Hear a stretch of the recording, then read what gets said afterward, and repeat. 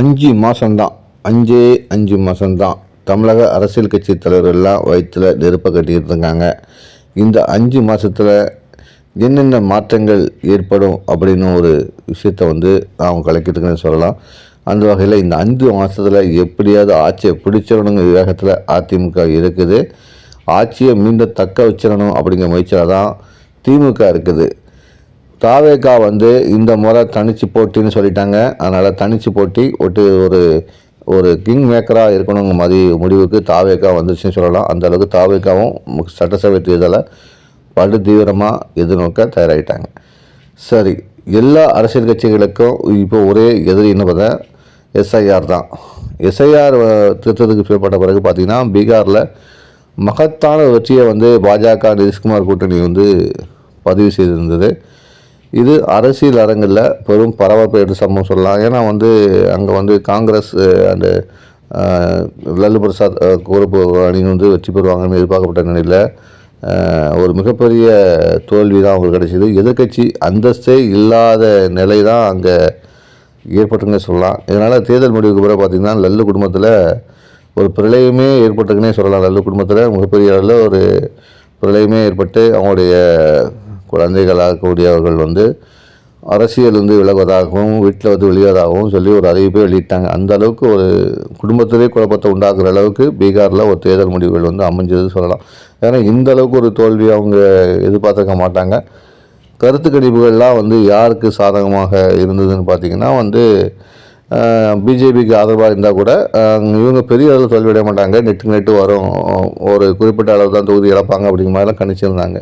பெரிய தோல்வி இருக்காதுன்னு தான் சொல்லியிருந்தாங்க காங்கிரஸ் கூட்டணிக்கு, லல்லு காங்கிரஸ் கூட்டணிக்கு. ஆனால் விஷயம் என்னென்னா ஒரு படுமோசமான ஒரு தோல்வியை தான் அங்கே அவங்களுக்கு கிடச்சிதுன்னு சொல்லலாம். ஒரு எதிர்கட்சி அந்தஸ்தை கூட அவங்களால பிடிக்க முடியல. அதாவது எதிர்கட்சி அந்தஸ்துக்கு ஒரு குறிப்பிட்ட 3ல் ஒரு பங்கு வேணும். அந்த பங்கை கூட அந்த கூட்டணியால் இந்தியா கூட்டணியால் பெற முடியலைங்கிறது ஒரு பெரிய விஷயம் பார்க்கப்படுது. ஓகே, இந்த தேர்தலுக்கு அப்புறம் பார்த்திங்கன்னா நாடு முழுவதும் ஒரு 5 மாநில தேர்தல் நடக்க போகுது. எங்கன்னு பார்த்திங்கன்னா தமிழ்நாடு, கேரளா, அஸ்ஸாம், மேற்கு வங்காளம், புதுச்சேரி, இந்த மாநிலங்களில் தேர்தல் நடக்க போது. எப்போன்னு பார்த்திங்கன்னா மார்ச் மாதத்துலேருந்து மே மாதத்துக்குள்ளே நடத்துவாங்க. மார்ச் லாஸ்ட்லேருந்து மே 2-3 வர வரைக்கும் இந்த தேர்தல் முடிவுகள் நடக்கும்.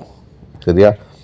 தமிழகத்திற்கு எப்போ வரும்னு பார்த்திங்கன்னா தமிழகத்திற்கு கண்டிப்பாக ஏப்ரல் 3வது வாரத்தில் வர வாய்ப்பு இருக்கிறதா சொல்கிறாங்க. ஏப்ரல் 3வது வாரத்தில் ஏதாவது எக்ஸாம்லாம் முடிஞ்ச பிறகு ஏப்ரல் 3வது நமக்கு சட்டசபை தேர்தல் வர்றதுக்கான வாய்ப்புகள் உண்டு. அந்த வகையில் பார்க்கும்போது இப்போ இருக்கிற நவம்பர் முடிய போது எனக்கு என்ன பார்த்திங்கன்னா டிசம்பர் மட்டும்தான் பாக்கி. அப்புறம் டிசம்பர், ஜனவரி, பிப்ரவரி, மார்ச் 4 மாதம் தான் இருக்குது. ஒரு ஏப்ரல் மாதம் கூட நம்ம வச்சுக்கிட்டா கூட 4-5 மாதம்தான் இருக்குன்னே சொல்லலாம். ஸோ இந்த 4-5 மாதத்தில் அவங்களுடைய திறமைகளை நிரூபிக்க வேண்டிய ஒரு காலகட்டத்தில் அவங்க இருக்காங்கன்னே சொல்லிக்கலாம். இதுதான் அவங்க வயிற்றில் நெருப்பு கட்டியதுக்கு ஒரே காரணம். போட்டி அதிகமாகிடுச்சு. கூட்டணி பலப்படுத்தணுங்காண்டி திமுக முழு வீச்சில் இறக்கிட்டாங்க. இருக்காத பின்ன ஒரு ஆட்சி அதிகாரத்தில் இருக்கும்போது அதை விட்டு இறங்குறதுக்கு யார் ஆசைப்பட சொல்லுங்கள்? யாரும் ஆசைப்பட மாட்டாங்க. அதனால் தக்க வைக்க என்ன உண்டோ அதுங்களை முயற்சி அவங்க பண்ணி தான் ஆகணும். அதே சமயத்தில் சாப்பாடு கிடைக்காத என்ன செய்வோம்? சாப்பாடு வேணுங்கிறது முயற்சி பண்ணுவோம் இல்லையா? அது மாதிரி ஆட்சி இழந்து அதிமுக என்ன பண்ணோம்? திரும்ப ஆட்சியை பிடிக்கணுங்காண்டியாக இருப்பாங்க. அதனால் அந்த வெறியில் அவங்க இறங்கியிருக்காங்க. அந்த வகையில் பார்த்திங்கன்னா எடப்பாடி பழனிசாமி ஒரு வித்தியாசமான ஒரு முறையை கொண்டு வந்திருக்காரு. இப்போதே அந்த நவம்பர்லேயே பேச்சுவார்த்தை தொடங்கிட்டாங்க. கிட்டத்தட்ட அதிமுக பாஜக கூட்டணியில் தாவேகா வராது, அது உறுதியாகி போச்சு. ஏன்னா தாவேகா ஒரு விஷயம் தெளிவாக இருக்காங்க. பாஜக அணியில் இருக்க கட்சியோட நாங்கள் கூட்டணி அமைக்க மாட்டோம் அப்படிங்கிறது தெளிவாக இருக்காங்க. அதே நேரத்தில் பாஜக பொறுத்த வரைக்கும் அதிமுக விட்டு போகக்கூடாதுங்கிறதையும் நிலைச்சிருக்காங்க. அதாவது தமிழ்நாட்டில் அதிமுகவுடனையும் புதுச்சேரியில் என்ஆர் காங்கிரஸோடனையும் கண்டிப்பாக கூட்டணியில் இருந்தே ஆகணுங்கிறது பிஜேபியோட அசைன்மெண்ட். அப்போது அதிமுக கூட்டணியில் தாவேகா சேர்வதற்கு 1% கூட வாய்ப்பில்லை. ஏற்கனவே நிர்மல்குமார் அவருடைய கட்சியுடைய கொள்கை பொறுப்பு செயலாளர் நிர்மல்குமார் ஒரு பேட்டியில் சொல்லியிருந்தார், நாங்கள் 1% கூட பாஜக கூட்டணியில் இணைவதற்கு வாய்ப்பு இல்லைன்னு சொல்லியிருக்காரு. ஸோ பாஜக அதிமுக கூட்டணி விட்டுட்டு தயாராக இல்லை, புதுச்சேரியில் என்ஆர் காங்கிரஸ் விட்டுட்டு தயாராக இல்லை. ஸோ இந்த 2 கூட்டணியிலையும் அதிமுகவுடனும் சரி, என்ஆர் காங்கிரஸுடன் அங்கேயும் சரி தாவேகா இணைவதற்கு வாய்ப்புகள் இல்லை என்று சொல்லலாம். ஸோ இந்த கதவுகள் அடைக்கப்பட்டுட்டு கூட்டணி உறுதி செய்யப்பட்டாச்சு. அப்போது தமிழ்நாட்டில் பொறுத்த வரைக்கும் திமுக கூட்டணியில் திமுக, காங்கிரஸ், மதிமுக, விடுதலை சிறுத்தைகள், இந்திய கம்யூனிஸ்ட்டும், மார்க்சிஸ்ட் கம்யூனிஸ்ட்டும், இந்திய முஸ்லீம் கட்சிகள் இருக்குது. மக்கள் நீதி மையம், கமல்ஹாசனுடைய மக்கள் நீதி மையமும் அந்த கட்சியில் இருக்குது. தொகுதி பகுதி பேச்சுவார்த்தை அவங்க விரைவில் தொடங்க போகிறாங்க. மேலும் சில கட்சிகள் வரும் சொல்லியிருக்காங்க. அது எந்த கட்சி அப்படின்னா 2 கட்சி அவங்க எதிர்பார்த்துட்டு இருக்காங்க. 2 கட்சி. ஒன்று தேமுதிக, இன்னும் பாமக, ராமதாஸ். இதில் தேமுதிக பொறுத்த வரைக்கும் என்ன முடிவெடுக்க போகிறாங்கிறது ஒரு குழப்பமான சூழ்நிலை இருந்தாலும் பிரேமலதா விஜயகாந்த் என்ன சொல்லியிருக்காங்கன்னா, நாங்கள் பொறுத்திருக்கிறோம், காத்திருக்கிறோம், சரியான நேரத்தில் சரியான முடிவை எடுப்போம் அப்படின்னு அவங்க சொல்லியிருக்காங்க. ஏன்னா இப்போதை வரைக்கும் எல்லா கட்சிகளையும் சுமூகமாக பேச்சுவார்த்தை நடத்திட்டு தான் இருக்காங்க. திமுகவுடன் சரி, தாவேகாவுடனும் சரி, அதிமுகவுடனும் சரி, தேமுதிக ஒரு சுமூகமான ஒரு உறவை மீண்டும் மேற்கொண்டு பேச்சுவார்த்தை தான் நடத்திட்டு இருக்குன்னே சொல்லலாம். அதனால் தேமுதிக பொறுத்த வரைக்கும் மதில் மேல் நிற்கும் பூனை தான். மதில் மேல் நிற்கும் பூனை தான் தேமுதிக சொல்லலாம். ஏன்னா எந்த பக்கம் அது போகும் அது சொல்ல முடியாது, எந்த பக்கம் குதிக்கும் அப்படின்னு சொல்ல முடியாது. இப்போதைய சூழ்நிலையில் அவங்க ஏற்கனவே தெளிவாக சொல்லிட்டாங்க. எந்த அணிக்கு நாங்கள் போகிறோங்கிறத ஜனவரியில் தான் மாநாடு நடத்தி சொல்லுவோம்னு ஏற்கனவே தெளிவாக சொல்லிட்டாங்க. இருந்தாலும் அதிமுக சார்பிலையும் திமுக சார்பிலையும் பேச்சுவார்த்தைகள் தொடங்கி நடந்து வருவதை சொல்லலாம். அந்த வகையில் பிரேமலதா விஜயகாந்த் அவர்களை இவங்க பார்த்துருக்காங்க. முன்னாள் அமைச்சர் உதயகுமார் பார்த்து பேசியிருக்காரு. அது என்ன பேசினாருங்கிறத நம்ம வீடியோவில் போட்டிருக்கோம். கூட்டணிக்கு ஒரு அழைப்பு கொடுத்துருக்காங்கன்னு சொல்லலாம். திமுக தரப்புலையும் பேசிகிட்டு இருக்காங்க. சரி, ரைட்டு, பார்ப்போம் தேமுதிக எப்படி வருதுன்னு பார்ப்போம். இதுக்கிடையில் தான் எடப்பாடி பழனிசாமியை அவரது வீட்டில் கட்சித் தலைவர், கூட்டணி கட்சி தலைவர்லாம் பார்த்துருக்காங்க. ஜி.கே. வாசன் போய் பார்த்துருக்காரு. பார்த்துட்டு கூட்டணி தொடர்பான விஷயங்கள்லாம் பேசிட்டு வெளியில் வந்திருக்காரு. என்ன சொல்லியிருக்காருன்னா, எங்கள் கூட்டணிக்கு தமிழகத்தில் தலைமை தாங்கிறது அதிமுக தான், டெல்லியில் பாஜக, தமிழகத்தை பொறுத்த வரைக்கும் அதிமுக தான் அப்படி முதலமைச்சர் வேட்பாளர் எடப்பாடி பழனிசாமிங்கிறத உறுதி பண்ணியிருக்கார். மேலும் கூட்டணி கட்சிகள்லாம் வரும் அப்படின்னு சொல்லியிருக்காங்க. பொறுத்து பார்ப்போம் என்னென்ன கட்சி வருதுன்னு. ஆனால் காலையில் இந்த சந்திப்பு நடந்திருக்கு. இன்னும் காலையில் ஜி.கே. வாசன் போய் எடப்பாடி பழனிசாமியை சந்தித்து பேசியிருக்காரு. இந்த சந்திப்பு காலை நேரத்தில் நடந்திருக்கு.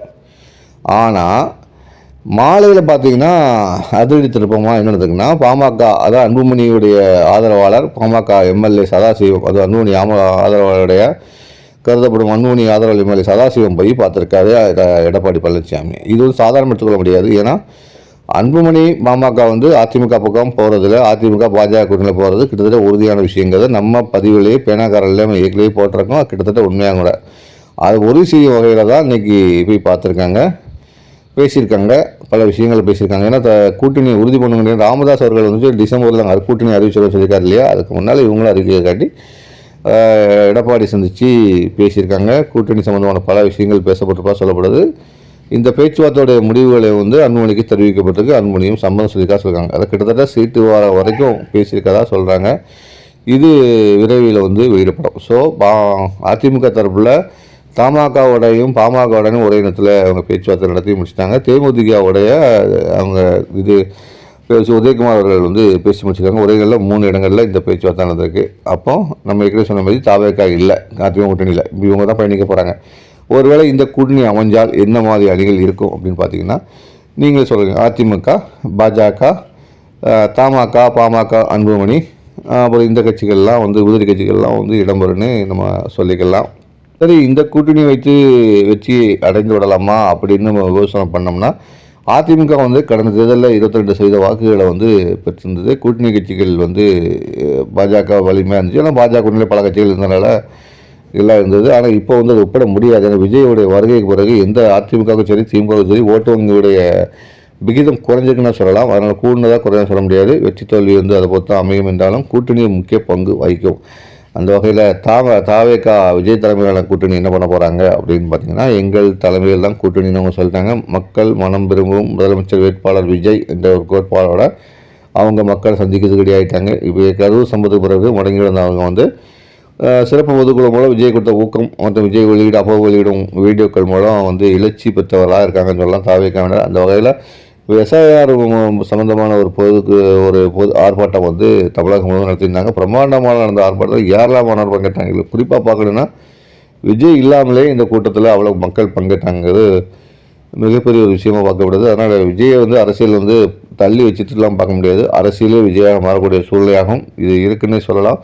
அந்த வகையில் பெரிய கட்சியாக இருக்க திமுகவுக்கும் அதிமுகவுக்கும் விஜய் வருகை வந்து ஒரு கிள்ளி ஏற்படுத்துங்கிறதுல எந்த ஒரு மாற்று கருத்தும் கிடையாது. இதே நேரத்தில் விஜய் தனிச்சண்டை எவ்வளோ வாக்குகளை பெறுவாருங்கிற கேள்விக்குறியும் எழுந்திருக்கே சொல்லலாம். ஏன்னா விஜய் கூட்டணிக்கு வந்து கிட்டத்தட்ட யாரெல்லாம் வரலாம் அப்படிங்கிறத நம்ம என்ன மூவ் பண்ணி வச்சுருக்கோம்னா, அமமுக, அதாவது டிடிவி தினகரனான அமமுக வரலாம், ஓ பன்னீர்செல்வம் தலைமையிலான ஒரு அணி வரலாம் அப்படிங்கிற மாதிரி ஒரு கணிப்பு இருக்குது. சில முஸ்லீம் இயக்கங்களும் வந்து கைகோர்க்கலாம் என்ற தகவல் வெளியாக இருக்குது. மற்றபடி எந்த கட்சியும் பெரிய அளவில் வர வாய்ப்பு இல்லை. விஜயும் அதை விரும்பவில்லை என்று சொல்லப்படுது.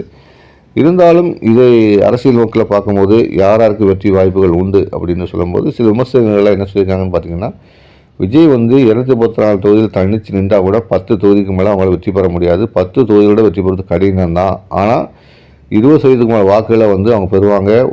ஓட்டுகளை பிரிப்பாங்க. பீகாரில் என்ன நடந்தது அப்படிங்கிறது தான் பார்க்கணும். பீகாரில் வந்து தோல்வியடைந்த கட்சிகள், இந்தியா கூட்டணி கட்சிகள் வந்து பெற்ற வாக்குகள் சதவீதம் பார்த்திங்கன்னா அதிகமாக இருக்கும். வெற்றி பெற்ற கட்சிகளுடைய பாஜகவோ சரி, தேஷ்குமார் தலைமை பார்த்திங்கன்னா வாக்கு சதவீதம் குறைவாக இருக்கும். குறைவான வாக்குகளை பெற்ற கட்சி ஆட்சி பிடிச்சிருக்கு, அதிக வாக்குகளை பெற்ற கட்சி ஆட்சி பிடிக்கவில்லை. இதுதான் வந்து விஜய்க்கும் ஏற்படும் அப்படிங்கிற மாதிரி தான் அரசியல் விமர்சகங்கள் வந்து இப்போவுமே கத்தரிக்க வச்சாங்க பீகார் தேர்தலை ஒட்டி. ஆனால் பீகார் தேர்தலுக்கும் தமிழ்நாட்டுக்கும் நிறைய வித்தியாசங்கள் எப்போது உண்டு. யாரையும் எப்போதும் நம்ம வந்து குறைச்சி மதிப்பிட முடியாது. மக்களின் வாக்குகள் வந்து வாக்குச்சாவடி செல்லும் வரைக்கும் யாருக்குங்கிறது நிர்ணயிக்கப்பட்ட விஷயம். அதை கணிக்க முடியாததாக தான் இருக்கும். அந்த வகையில் தமிழக அரசியல் கூட்டணியில் என்னென்ன மாற்றங்கள் இருக்குங்கிறது போக போக தெரியும் என்றாலும், அதிமுக, திமுக, தவேக, நான் தமிழர் கட்சி, இந்த 4 இயக்கங்களையும் பார்க்கும்போது மக்கள் மத்தியில் வந்து யாருக்கு வாக்களிக்கிற இந்த கேள்வி வந்து இப்போதே எழத் தொடங்கியிருக்கு. அவங்க அமைக்கும் அணிகளும் சரி, அவங்க கொடுக்க தேர்தல் வாக்குறுதியும் சரி, இதை வெற்றியை எந்த நோக்கி செல்லுங்கிறத அது தீர்மானிக்கணும்னாலும் இந்த டிசம்பர் மாதத்துக்கு பிறகு தொகுதி பங்கீடு பேச்சுவார்த்தையை அவங்க தொடங்கிடுவாங்க.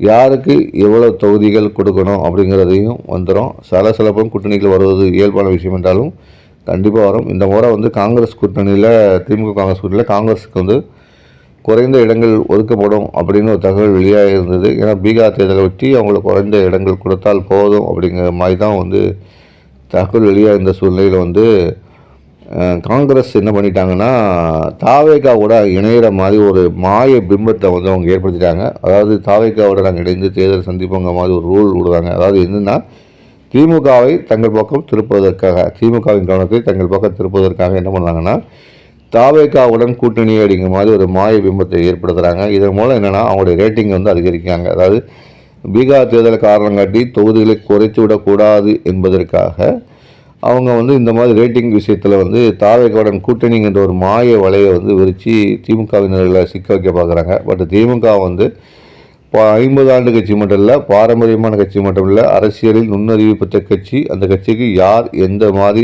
தேர்தலத்தில் நாடகம் ஆடுவார்கள் என்பது தெரியும் என்பதால் இந்த முறை வந்து காங்கிரஸுக்கு வந்து குறிப்பிட்ட தொகுதிகளை மட்டும்தான் கொடுக்க முடியுங்கிறத தீர்க்கமாக இருக்காங்க. ஏன்னா வெற்றி வாய்ப்புகளை பொறுத்து தான் முடிவு செய்ய முடியுங்கிறது தெளிவாயிட்டாங்க. அதனால் காங்கிரஸுக்கு இந்த முறை குறைந்த தொகுதிகள் தான் கிடைக்கும் அப்படின்னு சொல்லப்படுது.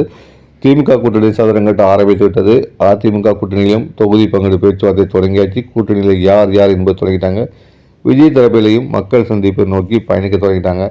இப்படி வந்து மக்கள் களம் தேர்தல் களமாக மாறி வரும் நிலையில் பக்கத்தில் நடக்கும் ஒவ்வொரு விஷயங்களும் சரி, தினம் வரும் தகவலும் சரி, அரசியல் கட்சிகளுக்கு எந்த ஒரு பஞ்சம் இல்லாமல் அதிரடியான நடவடிக்கைகளை மேற்கொள்ள உதவும் என்று மக்கள் கருதுகிறாங்க. வாக்காளர்களாகிய நீங்கள் தான் யாருக்கு வாக்களிக்க போகிறத முடிவு பண்ணணும். சரி, பார்ப்போம். இந்த 4 கட்சியில் உங்களுக்கு பிடித்த கட்சி எது, எந்த கட்சி ஆட்சிக்கு வரும்னு நினைக்கிறீங்கிறத கமெண்ட் பாக்ஸில் பதிவு பண்ணுங்கள். உண்மையிலே இது போன்ற அரசியலை நம்ம வெளிப்படையாக பேச வேண்டும். தொடர்ந்து அரசியல் பேசுவோம். நான் உங்கள் பேராக்காரன்.